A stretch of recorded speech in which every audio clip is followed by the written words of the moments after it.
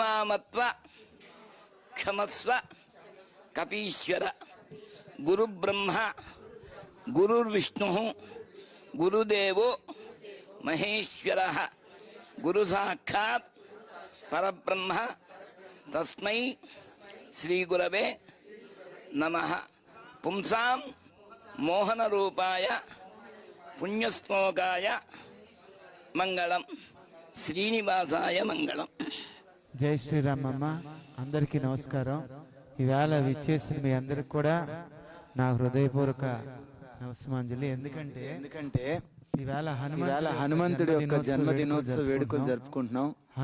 హనుమంతుడు త్రేతాయుగంలో శ్రీరామచంద్రుడి కంటే ముందరే పుట్టారు. వీళ్ళంతా రాముడి కార్యాన్ని నిర్విఘ్నంగా సహకరించడానికి ఒక్కొక్కళ్ళు ఒక్కొక్క వానరుడు ఒక్కొక్క రూపంలోంచి సూర్యుడి నుంచి ఒకళ్ళు, చంద్రుడి నుంచి ఒకళ్ళు, భూమి నుంచి ఒకళ్ళు, అలాగా చెట్టు నుంచి పుట్ట నుంచి ఇలాగా వేలాది కోట్లాది వానరులు వచ్చారు.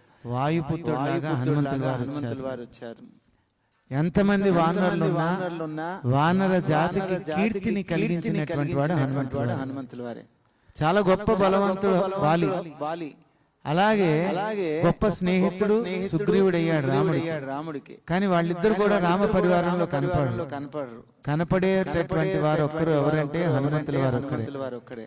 ఎందుకంటే అతులిత బలధామం, స్వర్ణ శైలాభదేహం, ఇవన్నీ లక్షణాలున్నా విశేష లక్షణం ఏంటంటే ఆయనకి శ్రద్ధ, భక్తి. అందరికీ శక్తి ఉంటుంది, కానీ శ్రద్ధ, భక్తే ప్రధానమైనటువంటి శక్తి. దానికి రూపం ఎవరంటే హనుమంతుల వారే. ఆంజనేయం మహావీరం బ్రహ్మ విష్ణు శివాత్మకం, త్రిమూర్తి రూప స్వరూపమైనటువంటి హనుమంతుల వారు. మరి ఆ హనుమంతుల వారి యొక్క స్మరణే గొప్ప గొప్ప భాగ్యాలు కలిగిస్తాయి. శ్రీరామచంద్రుడి యొక్క కష్టాలు తీర్చినటువంటి వాడు, సీతమ్మ వారి కష్టాలు తీర్చినటువంటి వాడు, కష్టాల్లో నిలబడినటువంటి వాళ్ళు కూడా హనుమంతుల వారే. సుగ్రీవుడికి నిజమైనటువంటి కష్టకాలం వస్తే నిలబడినటువంటి వానరుడు ఎవరంటే హనుమంతుల వారు ఒక్కరే. ఒక మనిషికి కష్టం వచ్చినప్పుడు నేను నీ వెంట ఉంటాను అని చూపించినటువంటి వాడు హనుమంతుల వారు. రాముల వారికి కష్టం వచ్చినప్పుడు నీకు కష్టం కాదు, మాకు ఈ కష్టంగా తను శ్రీరామచంద్రుడు యొక్క సేవార్థిగా ఆ బాధ్యతను ఆయన తీర్చుకుని రాముడి యొక్క కష్టాన్ని, రాముడికి కష్టం కాదు లోకానికి కలిగిన కష్టాన్ని తీర్చడానికి హనుమంతుల వారు వచ్చారు. హనుమంతుల వారు ఎన్నెన్ని విధాలుగా ఎన్నెన్ని రకాలుగా పూజిస్తే అన్నెన్ని రకాలుగా మనకు అనుగ్రహిస్తాడు. కలియుగంలో పిలిస్తే పలికేటటువంటి దైవం హనుమత్ స్వరూపం. అందుకనే హనుమంతుల వారు వాయు రూపంలో ఉంటాడు. ఎక్కడ వాయువుకు మించినటువంటి బలం ఈ లోకంలో దేనికి లేదు. మేఘం కరగాలన్నా వాయువు కావాలి, ఎండ తాపాన్ని తగ్గించడానికి వాయువు కావాలి, భూమికి ఆహ్లాదకరమైనటువంటి శక్తిని ఇవ్వటానికి వాయువు కావాలి. ఈ విశ్వమంతా కూడా వాయువులోనే ప్రతిష్ఠితమైంది. నక్షత్రాలు, ఖగోళ శాస్త్రం అంతా అంటే హనుమంతుల వారు లేనటువంటి రూపం లేదు, హనుమంతుల వారు లేనటువంటి ప్రాంతం లేదు, హనుమంతుల వారు లేని క్షేత్రం లేదు. అటు వైష్ణవ సాంప్రదాయంలోనూ హనుమంతుల ఆరాధన అంత దివ్యంగా ఉంటుంది, శైవ సాంప్రదాయంలో అంత దివ్యంగా ఉంటుంది, శాక్తేయంగా ఉంటుంది. ఆఖరికి బాబా గారి గుళ్ళో కూడా హనుమంతుల వారు కనబడతారు. అలాగా హనుమంతుల వారు త్రేతాయుగంలో ఆయన జన్మదినోత్సవ వేడుకల్ని పురస్కరించుకుని ఇలాగే మనం వైశాఖ మాసంలో ఆయన పుట్టినరోజుగా మరి మన శాస్త్రాలు తెలియజేస్తే దానికి అనుగుణంగా మనం అంతా కూడా ఆయన జన్మదినోత్సవ వేడుకలు జరుపుకుంటున్నాం. అయితే మా ఆశ్రమంలో ఆయన పుట్టి ఇవాళకి 6 సంవత్సరాలు అవుతుంది. ఆయన స్వయంగా పుట్టాడు ఇక్కడ. ఒక తల్లి గర్భంలో ఎలాగైతే దినదిన ప్రవర్ధమానంగా మనం ఎలాగ తల్లి గర్భంలోంచి 9 నెలల్లో ఏ అవయవాలు తయారు చేసుకుంటూ బయటకు వస్తాం, లోకంలో మనం బలంగా ఎదుగుతాము. అలాగా స్వామి ముందర ఒక్కొక్క అవయవంతో ఆయన తయారైతే వచ్చాడు. అంతేకాకుండా ఎన్నో నిదర్శనాలు, ఎన్నో మహిమలు. భగవంతుడు పిలిస్తే పలుకుతాడంటే పలికేటటువంటి క్షేత్రం ఈ క్షేత్రంలో ఈ శాలిగ్రామ రూపంలో ఉన్నటువంటి హనుమంతుల వారిలో కైలాస పర్వతం కనబడుతుంది, హనుమంతుల వారు కనబడతారు. సీతారామ సమేతంగా కనబడతారు. అక్కడ గణపతి కనబడతాడు, అక్కడ సుబ్రహ్మణ్య స్వామి కనబడతాడు. పంచాయతీ రూపంలో మా స్వామివారు ఇక్కడ ఉన్నారు. అలాగే భూమి నుంచి తీసిన తర్వాత మళ్ళీ పాద దర్శనం కూడా చేశారు. ఆయన తయారైన నెల రోజుల తర్వాత పగలగొట్టిన రాయిలోంచి స్వామి స్వయం ప్రకటితమైన, అంటే మన సాధారణంగా స్వయంభూ అంటే ఒక భక్తుడు హృదయం స్పందించి ఆ భగవంతుడు ఒక కరుణ కలిగితే మనకి ఆ భగవంతుడిని ఆదేశిస్తాడు కళల్లో కానీ ఏదో రూపంలో, ఒక క్షేత్రాన్ని కట్టవయ్యా నాకు అని. లేకపోతే భక్తి, మన భక్తిని చాటి చెప్పుకోవడానికి మనం ఒక దేవాలయం నిర్మించుకుంటాం, మన భక్తిని ప్రకటించుకుంటాం. కానీ స్వయంగా ఆయనే ప్రకటించి, స్వయంగా ఆయనే ఇక్కడ ఉద్భవించి ఒక రాయి రూపంలోంచి ఆయనే దినదిన ప్రవర్ధమానంగా రోజు బయటకు వచ్చి స్వామివారి మనందరిని అనుగ్రహిస్తున్నటువంటి గొప్ప క్షేత్రం.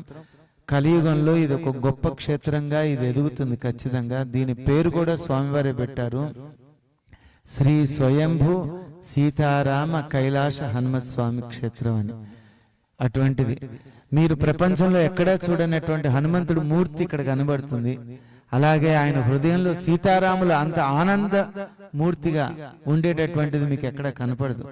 అంటే ఆయన భక్తి పార్వస్యంలో శ్రీ హనుమాను గురుదేవులు నాయద పలికిన సీతారామ కథ అనే పలికద సీతారామ కథ అని తాతగారు ఎలా పాడారు, అదే రకంగా హనుమంతుడు హృదయంలో మంగళహారతి గొను హనుమంత సీతారామ లక్ష్మణ సమేత అన్నట్టు ఎలా ఉంటుందో ఆ హృదయంలో కూడా హనుమంతుల వారు అలా ఉంటారు. ఇక్కడే దీనికి ప్రమాణం వీరే ఉన్నారు. వారు కాశీలో ఒక ల్యాండ్ కొన్నారు, ఎప్పుడో చాలా కాలం అయింది. దాని నిర్మాణానికి ఎన్నో ఆటంకాలు, ఎలా వెళ్ళాలో కూడా తెలియట్లేదు. ఇక్కడికి వచ్చి కూర్చున్నారు నా దగ్గరికి వాళ్ళ బృందం అంతా వచ్చి. ఎందుకంటే కాశీలో మనం తాతగారి పేరు మీద ఒక భవనం నిర్మాణం చేశాం. ఆ అనుభవం మాకేమైనా ఉపయోగపడుతుందా, మీరు ఏమైనా హెల్ప్ చేయగలరా అని వచ్చారు వాళ్ళు. కానీ హనుమంతుడి దగ్గరికి వచ్చి కూర్చున్నారు. ఆయన ఆశ నిరాశ చేయడు. ఎవరు ఏ ఆశతో వస్తే ఆ ఆశ వెంటనే నెరవేరుతుంది. వీరే ప్రత్యక్ష సాక్షి. ఇక్కడ రాగానే ఇలాగ మేము వస్తున్నామండి, మా ఆ నిర్మాణం చేయాలని అనుకుంటున్నాం అంటే, ఇక్కడే ఈ దేవాలయ ప్రాంగణంలోనే కూర్చున్నాం. అక్కడి నుంచే మేము ఇక్కడ నుంచే అన్ని చేసాం. క్షణాల్లో ఫోన్లో అన్ని అయిపోయినాయి. ఇప్పుడు అదే వారి స్థలంలో సంవత్సర కాలంలోనే 3 అంతస్తులు దాటిపోయినాయి. ఇప్పుడు 5 అంతస్తుల బిల్డింగ్ కట్టేస్తున్నారు వాళ్ళు అక్కడ.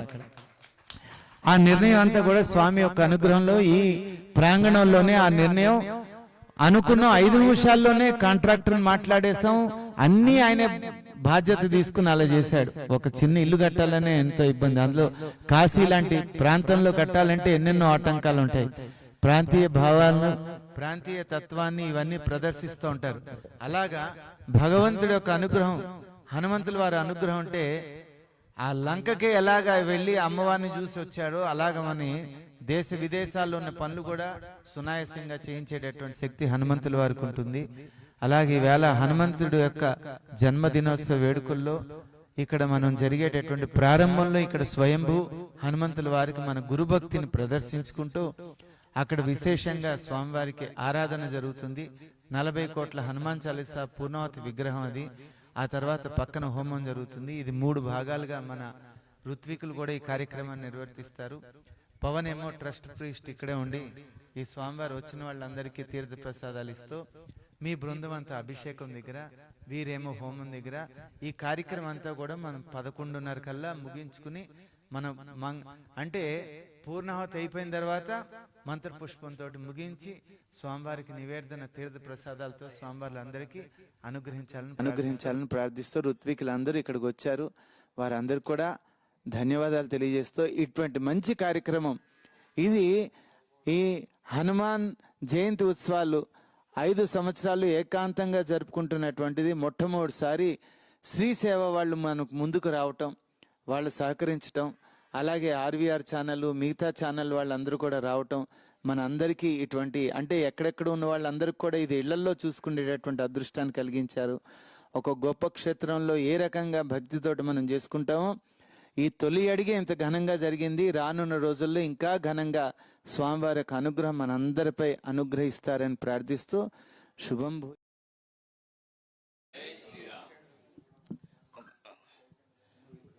మనసులో మాట సుందరమైన కాండ సుందరకాండ.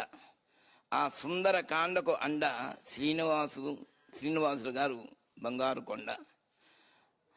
ఎంఎస్ రామారావు గారు, బ్రహ్మశ్రీ ఎంఎస్ రామారావు గారు, సుందరదాస్ గారు, వారి యొక్క దహోత్రుడు యొక్క పరివారం అంతా కూడా మీరు ఈ విధంగా సంకల్పం ఉంచుకొని జయప్రదం చేయవలసిందిగా, రామాయణం ఎలా వైభవంగా పొందడానికి అందరూ పాల్గొన్నారు. అలానే మీరందరూ కూడా ఆదిత్యాది నవగ్రహాలుగా, ఇంద్రాది అష్టదిక్పాలకులుగా, దుర్గా గణపతి క్షత్రపాలక అభయంకర వాస్తుపురుష బ్రహ్మాది పంచపాలకులుగా ఈ దేవతలందరినీ ఆహ్వానించాం. ఈ దేవతలందరూ కూడా మీలో